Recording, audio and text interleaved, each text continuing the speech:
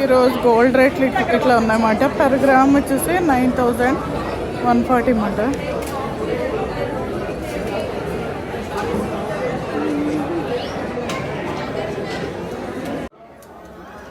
$230 grams 8000 అంటది కుబేర్ లెక్క.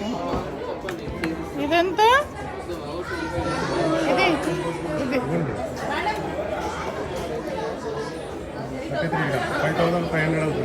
5000 తీసుకోవచ్చా? ఇదెంత? 1,35,000 అంటే చూడండి ఫ్రెండ్స్. అది సిల్వర్, లిక్విడ్ సిల్వర్ అంటారు కదా, చాలా వెయిట్ ఉంది. ఇదెంత చిన్నది? ఇది 50,000 అంట. చూడండి,